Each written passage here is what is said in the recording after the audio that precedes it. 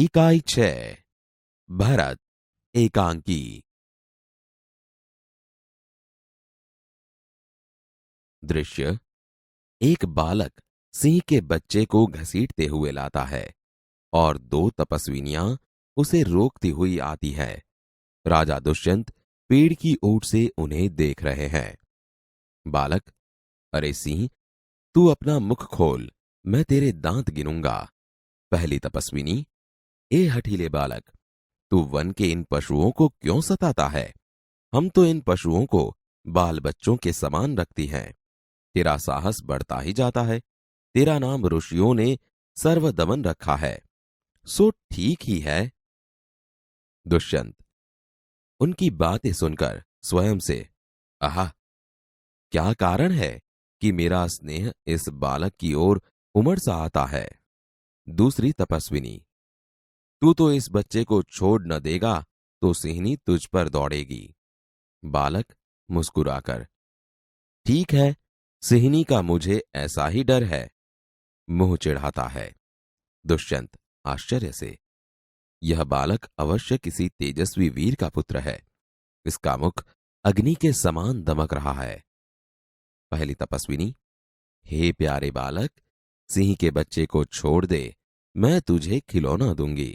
बालक हाथ पसार कर, पहले खिलौना दे दो, लाओ कहां है?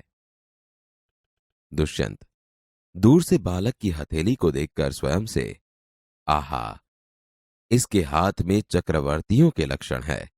उंगलियों पर कैसा अद्भुत जाल है और हथेली की शोभा प्रातः कमल को भी लज्जित कर रही है।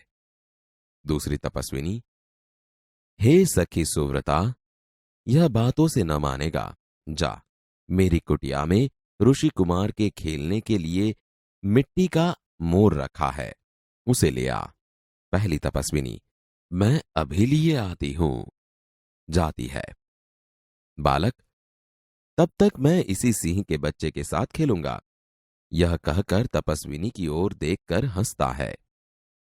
दुष्यंत, आप ही आप, इस सुंदर बालक से खेलने को मेरा मन कैसा ललचाता है। आह भरकर, धन्य है वे मनुष्य जो अपने पुत्रों को गोद में लेकर उनके अंग की धूलि से अपनी गोद मैली करते हैं और पुत्रों के मुख अकारण हंसी से खुलकर उज्जवल दांतों की शोभा दिखाते और तुतले वचन बोलते हैं। दूसरी तपस्विनी, क्यों रे ढीठ, तू मेरी बात कान नहीं धरता? इधर उधर देखकर, कोई ऋषि कुमार यहां है? दुष्यंत को देखकर, हे महात्मा, तुम ही आओ और कृपा करके इस बली बालक के हाथ से सिंह के बच्चे को छुड़ाओ। दुष्यंत, अच्छा।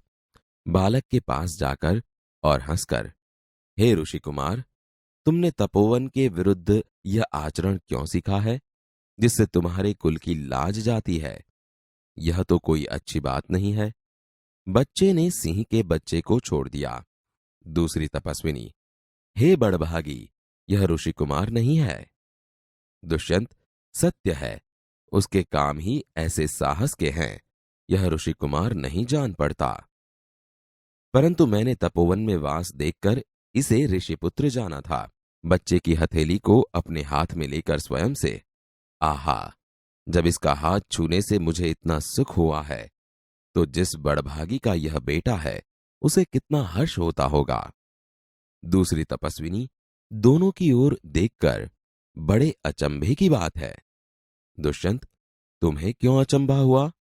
दूसरी तपस्विनी, इसलिए हुआ कि इस बालक की और तुम्हारी सूरत बहुत मिलती है और तुम्हें जाने बिना भी इसने तुम्हारी बात मान ली।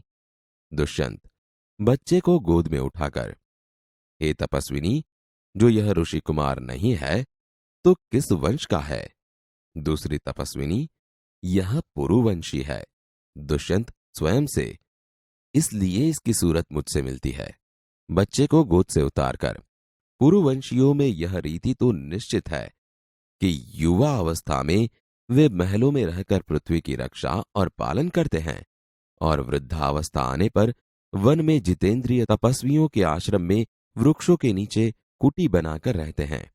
देवता जैसी शक्ति वाला यह नीडर और असाधारण बालक मनुष्य का पुत्र भला किस प्रकार होगा?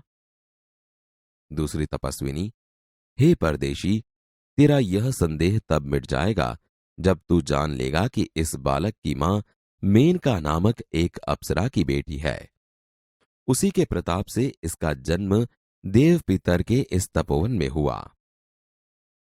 दुष्यंत मन में यह तो बड़े आनंद की बात सुनाई। इससे कुछ और आशा बढ़ी। इसकी माता किस राजर्षि की पत्नी है? दूसरी तपस्विनी, जिस राजा ने अपनी विवाहिता स्त्री को बिना अपराध छोड़ दिया है, उसका नाम मैं न लूंगी।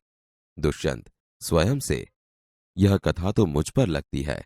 भला अब इस बालक की मां का नाम पूछूं? पहली तपस्विनी मिट्टी का मोर लेकर आई। पहली तपस्विनी, हे सर्वदमन, यह शकुंत लावण्य देख। बालक बड़े चाव से देखकर, कहां है शकुंतला मेरी माता?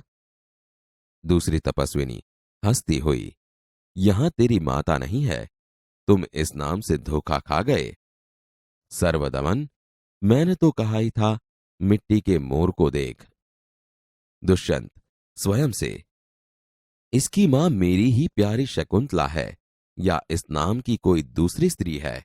यह वृतांत मुझे ऐसे व्याकुल करता है जैसे मृग तृष्णा प्यासे हिरण को व्याकुल करती है। बालक खुश होकर, मुझे यह मोर बहुत अच्छा लगता है, खिलौना ले लेता है। पहली तपस्विनी घबराकर, ओह, बालक की बांह से रक्षाबंधन कहां गया?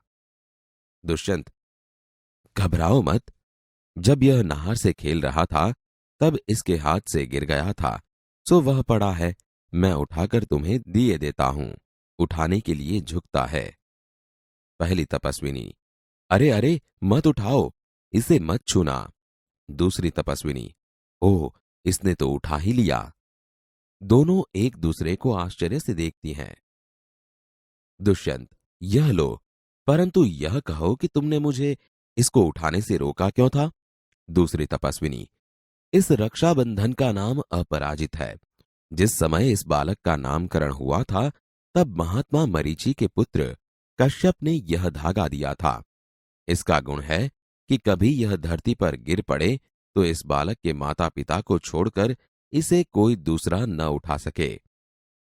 दुष्यंत, और जो कोई उठा ले तो क्या होगा? पहली तपस्विनी, तो यह तुरंत सांप बनकर उसे डसता है। दुष्यंत, तुमने कभी ऐसा होते देखा है? पहली तपस्विनी, अनेक बार। दुष्यंत प्रसन्न होकर, तो अब मेरा मनोरथ पूरा हुआ। मैं क्यों न आनंद मनाऊं? बालक को गोद में लेता है, पर्दा गिरता है।